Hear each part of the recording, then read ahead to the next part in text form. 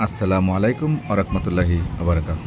Bangladesh poultry health centre থেকে আমি জুয়েল সরকার আছি আপনাদের সাথে আজকের মুরগির খবর নিয়ে।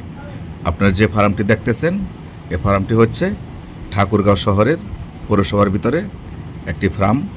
এই ফার্ম মুরগিগুলো 20 দিন বয়সে অসুস্থ হয়ে যায়, তখন উনি 21 দিন বয়সে চিকিৎসা করেছে, 22 দিন বয়সে চিকিৎসা করেছে, 23 দিন বয়সেও উনি চিকিৎসা করেছে। অবশেষে 24 দিনের মাথায় বিকালে আমাদেরকে ফোন দিয়েছে, স্যার আমাদের মুরগি অসুস্থ হয়েছে, আপনি এসে নিয়ে যান। মুরগিগুলো অ্যান্টাস রোগে আক্রান্ত হয়েছে। তখন আমরা দেখি বিকাল 4টা থেকে 5টা বেজে গেছে, সেদিন আমরা গাড়ি দিতে পারিনি। তখন আমরা ওনাদেরকে জানাইছি যে স্যার আজকে আমরা গাড়ি দিতে পারবো না, কেননা আমাদের গাড়ি সব চলে গিয়েছে। তখন উনি বলছে আজকে না নিতে পারলে কালকে নিয়ে যান। তখন আমরা কনফার্ম করেছি, উনি আইডি কার্ড পাঠিয়েছে, আমরা ওনার নামে অফিসে ফাইল তৈরি করেছি। পরের দিন আমরা ঢাকা থেকে গাড়ি ছেড়েছি ওনার উদ্দেশ্যে মুরগিগুলো আনার জন্য ঠাকুরগাঁও। সেই গাড়ি সিরাজগঞ্জ পার হয়ে বগুড়ার কাছাকাছি যাইতেই আমরা খবর পেয়েছি যে ওনার মুরগি সব মারা গিয়েছে। তো অতএব যদি আপনাদের মুরগি অসুস্থ হয়ে যায় পালন করা অবস্থায়, তাহলে অ্যান্ট্রাস এমন একটা রোগ ডাক্তারও ধরতে পারে না। ডাক্তার আপনাকে ঠান্ডার ওষুধ দিবে, রানীক্ষেতের ওষুধ দিবে, গাম্বুরার ওষুধ দিবে।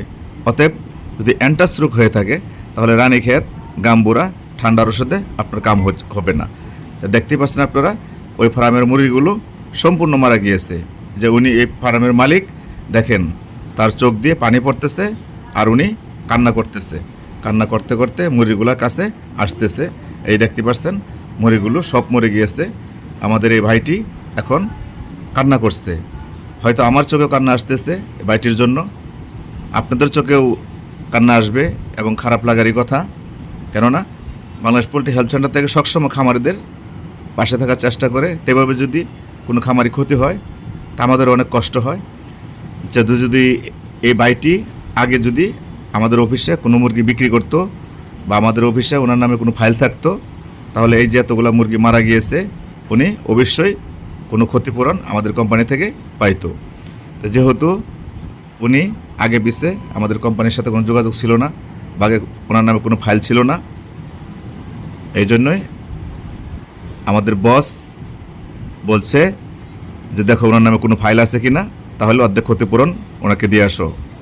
তখন আমরা সম্পূর্ণ ফাইল চেক করে দেখেছি ওনার নামে অফিসে কোনো ফাইল নেই, যার কারণে উনি ক্ষতিপূরণ নিয়ম অনুযায়ী পাচ্ছে না।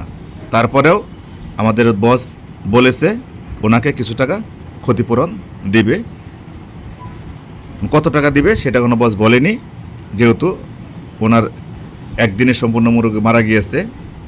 তো আমাদের অফিস নিয়ম অনুযায়ী, আইন অনুযায়ী উনি আমাদের অফিসে কোনো টাকা পায় না, কেননা আমাদের অফিসে আগে কোনো মুরগি বিক্রি করেনি, আমাদের সাথে প্রথম পরিচয় হয়েছে, এই অনুযায়ী পায়নি। তো এই নিয়ম ধরতে গেলে উনি 1 টাকাও পায় না। তবু মানবতার খাতিরে বাংলাদেশ পোল্ট্রি হেলথ সেন্টার থেকে ওনাকে কিছু সহযোগিতা করা হবে।